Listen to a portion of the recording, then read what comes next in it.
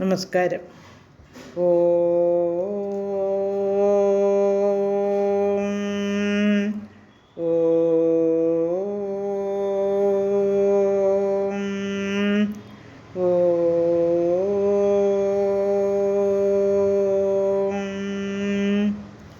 കുജനം രാമ രാമേതി മധുരം മധുരാക്ഷരം ആരുഹ്യ കവിതാശാഖാം വന്ദേ വാൽമീകികോകിലം.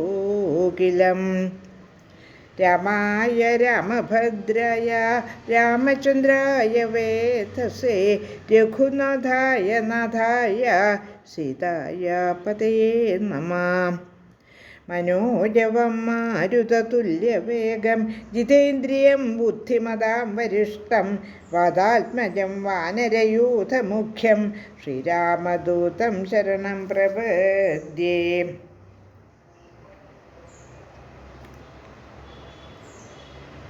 ശ്രീമദ് വാൽമീകി രാമായണം ആരണ്യകാണ്ഡം സർഗം 14 31 ശ്ലോകങ്ങൾ പാരായണം ചെയ്തിരുന്നു. രാമൻ്റെ പിതാവായ ദശരഥൻ്റെ ആത്മമിത്രമായ പക്ഷി തങ്ങളുടെ കുലത്തിൻ്റെ ഉത്ഭവത്തെപ്പറ്റി വിശദമായി പറയുകയാണ്. അങ്ങനെ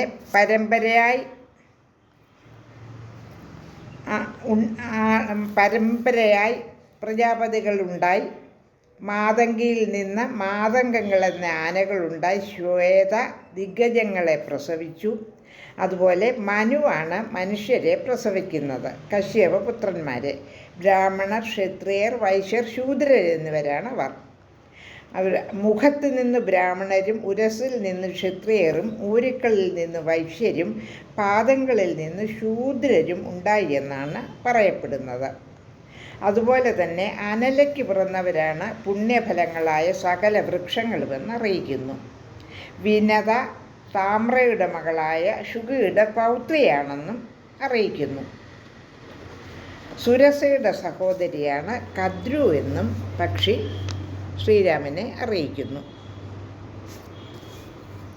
ശ്ലോകം 32. കദ്രൂർനാഗസഹസ്രം തു വിജജ്ഞേ ധരണീധരാൻ ദൗ പുത്രൗ വിനയായസ്തു ഗരുഡോ വരുണയേവ ച. ശ്ലോകം 32ൻ്റെ അർത്ഥം: കദ്രു നാഗസഹസ്രത്തെ ഉളവാക്കി, അതായത് ധരണിയെ വഹിക്കുന്നവർ. 1000 തലയുള്ള അനന്തൻ ധരണിയെ വഹിക്കുന്നവനെന്ന് പറയുന്നു. വിനതയ്ക്ക് 2 മക്കളുണ്ടായി, ഗരുഡനും അരുണനും. ശ്ലോകം 33. തസ്മാജ്ജാതോഹമരുണാത് സമ്പാദിച്ഛ മമാഗ്രജഃ ജടായൂരിതി മാം വിദ്ധി ശ്വേനീപുത്രമരിന്ദമ. അരുണന് 2 മക്കളുണ്ടായി. സമ്പാദി എൻ്റെ ജ്യേഷ്ഠനും ജടായു എന്ന ഞാനും, ശ്വേനീപുത്രനെന്ന് എന്നെ അറിഞ്ഞാലും. ശ്ലോകം 34. സോഹം വാസസഹായസ്തേ ഭവിഷ്യാമി യദീച്ഛസി ഇദം ദുർഗം ഹി കാന്താരം മൃഗരാക്ഷസസേവിതം സീതാം ച താതരക്ഷിഷ്യേ ത്വയി ആദേശ ലക്ഷ്മണേ. ശ്ലോകം 34ൻ്റെ അർത്ഥം: ഞാൻ അങ്ങേക്കിഷ്ടമുള്ള പക്ഷം ഇവിടെയുള്ള വാസകാലത്ത് സഹായിയായി വർത്തിക്കാം. ഈ ദുർഗമ കാന്താരം മൃഗങ്ങളും രാക്ഷസരും നിറഞ്ഞതാണ്.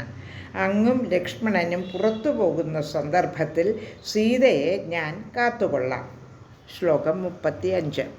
ജടായുഷം തു പ്രതിപൂജ്യ രാഘവോ മുദാ പരിഷ്വജ്യ ച സംനതോ ഭവത് പിതുർഹി ശുശ്രാവസഹിത്വമാത്മവാൻ ജടായുഷാസം കഥിതം പുനഃ പുനഃ.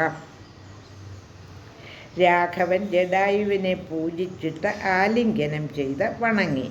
പിതാവുമായുള്ള സഖിത്വം ജടായു വീണ്ടും വീണ്ടും പറഞ്ഞത് കേട്ട് വളരെ സന്തുഷ്ടനായി. 14ാം സർഗത്തിലെ അവസാനത്തെ ശ്ലോകം, 36ാമത്തെ ശ്ലോകം.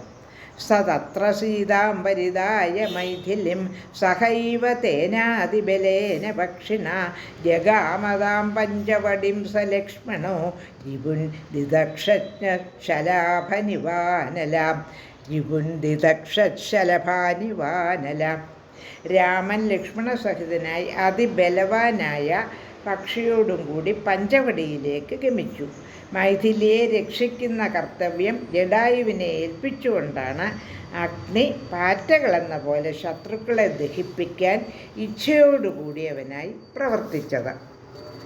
അപ്പോൾ ശ്രീരാമൻ കണ്ടുമുട്ടിയത് ജടായുവിനെയാണെന്ന് മനസ്സിലായല്ലോ. ലോകാ സമസ്താ സുഖിനോ ഭവന്തു.